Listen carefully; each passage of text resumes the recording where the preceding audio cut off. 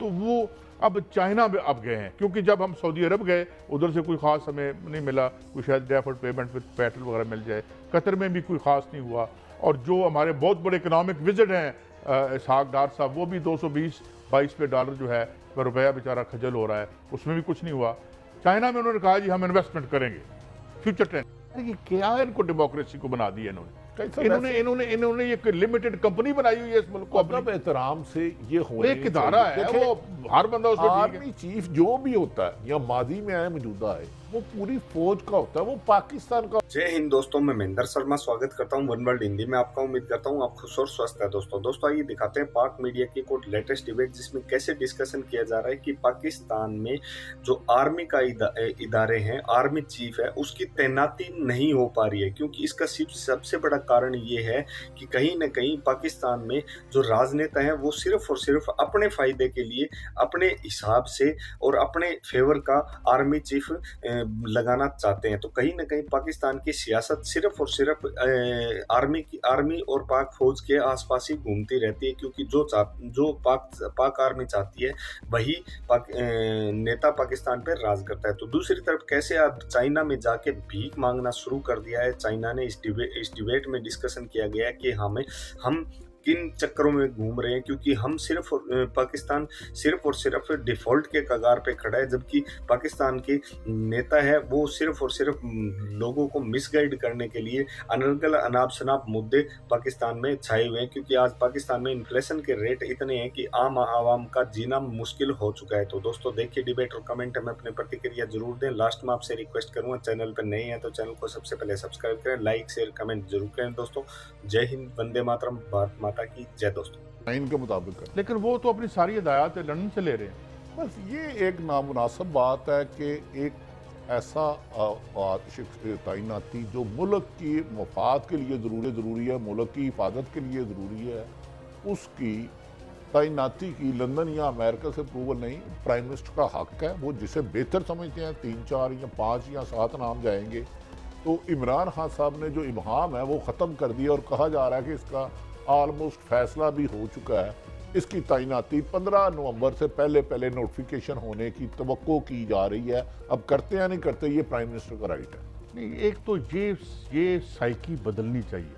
यहाँ पे ये कौन लेके आया ये बात कि जी यहाँ पे जो है, आपको पता है कि पंजाब में जब कोई ल्यूक्रेटिव पोस्ट पे बिठाना होता था तो कौन 6 के 6 अपनी फील्ड के सारे कुर्बानियों के बाद पहुंचे हैं। यहाँ आर्मी में एक खूबी है कि शॉर्टकट कोई नहीं है, सारे ना सारे की हर एक की एक की काबिलियत है। किसी ने कहाँ किया, किसी ने कहाँ किया। ये शॉर्टकट नहीं है। ये नहीं हो सकता कि मैं मेरा बेटा आर्मी चीफ बनेगा। देखिए मैं इस वक्त बरतानिया में भी क्राइसिस है, बड़ा खौफनाक क्राइसिस चल रहा है, इकोनॉमिक क्राइसिस चल रहा है। वहाँ पे क्या ये बहस हो रही है वो सियासतदानों के माबैन की, उनकी कोई भी किसी भी ओहदे की तैनाती का कोई मसला है?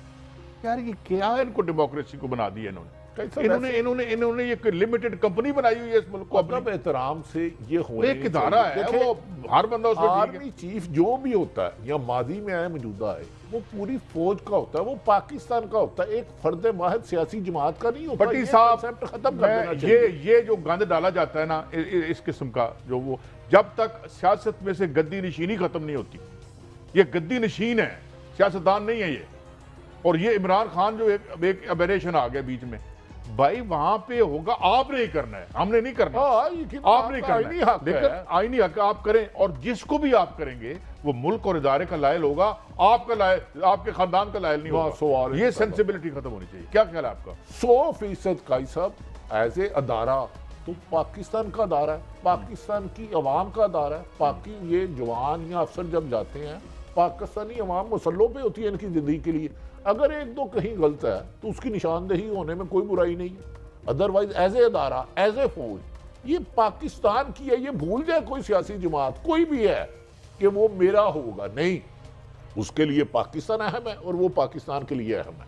ये चीज़ें हमारे सियासतदानों को ये आर्गूमेंट टीवी टॉक शो में नहीं होनी चाहिए। बिल्कुल नहीं होनी चाहिए। मैं तो पहले सियासतदानों में बल्कि इसमें सौदेबाजी नहीं होनी हमने चाहिए। इस छोटे से प्लेटफॉर्म से हमने खान साहब की खिदमत में अर्ज की थी कि आप इस डिस्कशन में ना आए। हाँ, बिल्कुल नहीं आना चाहिए। आप आएंगे, ये प्राइम मिनिस्टर का राइट एट है। This time if you come it seems you will be all powerful prime minister, you can make all your decisions. अपने में जान पैदा करें ना, तो बाकी लोगों की तरफ ना देखें। हाँ, बड़ी साहब आगे बढ़ते हैं। FIA के सामने अब वो साइफर के हवाले से पेश हो रहे हैं। एक तरफ से एक फैसला कोर्ट का है कि भाई ये एक सीक्रेट डॉक्यूमेंट है which can not be made public. एक तो ये बात होगी। अब अगर इस पे आप इनको बुलाते हैं, इस पे केस चलता है, तो कितनी खाक उड़ेगी, ये धूल कहाँ कहाँ जाके गिरेगी, ये करना क्या चाहते हैं? काजी साहब, साइफर नहीं खुलेगा, नहीं खुलेगा, नहीं। उसकी तो वजह क्यों बुलाया FIA ने इनको? वजह है कि इमरान खान सियासी मकबूलियत का ग्राफ बहुत ऊपर जा रहा है। हुकूमत जान के उन पर मुकदमा दर्ज करके यहाँ के अदालतों में रहे या नैब में रहे या FIA में पेशी में जाते रहे, इससे उनकी ज़िंदगी को थ्रेट है, ख़तरा है। हुकूमत को भी अवॉइड करना चाहिए वो आदमी जिसे हुकूमत की एजेंसियाँ कहती हैं, साबक वज़ीर आज़म चेयरमैन तरीके साहब, इमरान खान की ज़िंदगी को ख़तरा। बार बार उनको पेशियों पे बुला रहे हो, बार बार मुकदमे दर्ज करके वो इंटरम के लिए अदालत में जा रहे हैं, तो उन्हें खुदा न खास्ता नुकसान पहुँच सकता है। तो FIA को फेडरल इन्वेस्टिगेशन एजेंसी दे दें। नून लीग का इंतकामी सेल बनाना नामुनासिब हरकत है। ये आइन के भी खिलाफ है, कानून के भी और अखलाकियत के भी खिलाफ है। पिछले साल इस वक्त तक ये FIA को गालियां दे रहे थे, FIA को गालियां दे रहे थे। निकाल लेना पिछले 2 नवंबर 2021 यार, वो उस मरहूम ने मुझे खुद बताया जो इन्होंने उसको धमकियां दी। अच्छा, डॉक्टर दुआन की बताया ना, आपकी बात नहीं, मेरी बात सुन, मैं हल्फन ये बात कहता हूँ, उनकी वफात से चंद माह पहले अंदर वो कहते थे यार बात सुनो, ये कुछ ट्रांजैक्शन है, बिल्कुल चिट्टे चाड़ने हैं, ये नजर आ रही हैं, ये इधर से आई इसके पास, ये आपका मुलाजिम है। और उसके बाद उन्होंने मुझे एक और बात बताई, कहते मैं मुल्तान गया, वहाँ मुल्तान में कोई मुलाजिम था उनका, यानी इनकी किसी मिल का, वो बेचारा 3 मरले के मकान में किराए पे रहता था और वो रोने लग पड़ा। मुझे कहते सर मैंने तो पता ही कोई नहीं, मुझे तो कहते थे ये नहीं कर। ये बातें थी इन्वेस्टिगेशन में, इसके गलत या सही होने का फैसला अदालत ने करना था। ऐसा कैसा नहीं, आपने खुद कहा मेरे भी इंफॉर्मेशन में ऐसी मालूमात। हाँ, तो FIA ने वो चिट्टा चानन केस खत्म कर दिया आराम से ही। और तो फिर ये इस केस में वो क्या करेगी? अच्छा, अब ये दौरा चीन हुआ है बड़ी साहब, अब मामला ये है कि हमारी रूलिंग एलीट जो है, ये इसकी जो है ना तारीख, और क्योंकि हमारे तमाम बच्चे जो हैं आला तालीम ही हासिल करते हैं, हमारे रांचेस भी अमेरिका में होते हैं, हमारे और भी हमारे माशाल्लाह बड़ी हमने वहाँ तरक्की फरमाई है, तो वो अब चाइना में अब गए हैं। क्योंकि जब हम सऊदी अरब गए, उधर से कोई ख़ास हमें नहीं मिला, कोई शायद डेफर्ड पेमेंट विद पेट्रोल वगैरह मिल जाए, कतर में भी कोई ख़ास नहीं हुआ। और जो हमारे बहुत बड़े इकनॉमिक विजिट हैं इसहाक डार साहब, वो भी 220-22 पे डॉलर जो है वह रुपया बेचारा खजल हो रहा है, उसमें भी कुछ नहीं हुआ। चाइना में उन्होंने कहा जी हम इन्वेस्टमेंट करेंगे, फ्यूचर टेंस इन्वेस्टमेंट करेंगे। और फिर मैं तुम्हें वही गल याद करावांगा कि जो किकर बड़े होंगे उन्होंने कंडे लगनगे और चलो हुठ लगनगे और रूई फंस जाएगी, वो बेच के मैं थोड़े पैसे दे दिया। गाय साहब, हमारी तो दुआ है कि कोई अच्छी खबर भी आए जिसमें अवाम पर महंगाई का बोझ कम हो। खासे विजिट किए और बड़ी लंबी फौज के साथ प्राइम मिनिस्टर साहब तशरीफ लेके गए। वो उधरा को लेके गए जिनका इस विजिट से रोल ही नहीं था। आपको पता है, जो सालक साहब, पता नहीं मौलाना साहब के हर पार्टियों के लोग कैसे होगा? मेरी बात सुने ना, जब इंतहाई बेमानी बहस हो रही है यहाँ पे, बात क्या है कि तुम जो ब्लूमबर्ग तमाम जो रेटिंग एजेंसीज हैं, और जाके देखो तुम्हारा क्या असर कर दिया उन्होंने आपको। आप जंग से शायद एक स्टेप आधा स्टेप ऊपर रह गए हो। यहाँ क्या बहस हो रही है? ओ भाई, जो भी क्या तैनाती पे बहस हो रही है, मुझे बताएं। और इस वक्त क्या बहस होनी चाहिए कि यार ये जो आने वाला खुदा न खास्ता गॉड फॉरबिड खाकम बदहन, हमारे मुंह में खाक कि अगर अल्लाह ताला हमें डिफॉल्ट की तरफ ना लेके जाए, तो उसकी वजह क्या गुफ्तगू हो रही है? इमरान खान को अंदर कर दो, उसमें 4 पर्चे और कर दो। These are the priorities of a country। मेरी राय है इसमें इमरान खान को भी और तमाम सियासतदानों को बैठना चाहिए, मुल्क को इकॉनमिक क्राइसिस से कैसे निकालना है। जब तक आपकी सियासी इस्तेकाम नहीं आएगा, इकॉनमी बेहतर नहीं होगी। मतलब जब या तो आप इकॉनमी को क्राइसिस से निकाल लें या मुझे पर्चे से निकाल लें। मैं तो पर्चे से निकलने आया हूं। कैसा वो तो निकल गया मेरे मोहतरम।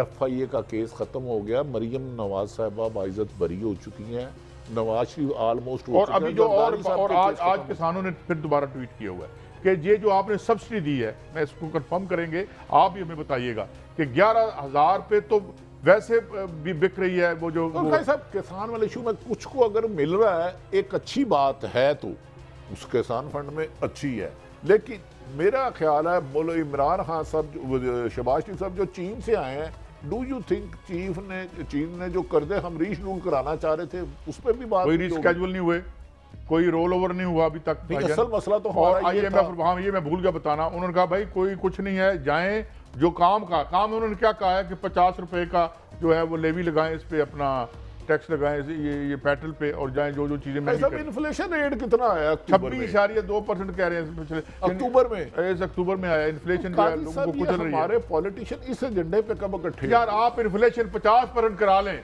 लेकिन बंदा मेरा लगना चाहिए तो नाल जेड़ा पर्चे तुम्हें बाहर होगा। ये जिस वक्त तक छोटी सोच के हम लोग हमारे गलत रहेंगे तो हम कैसे, हमें चाहिए ऐसे लोग जो हमें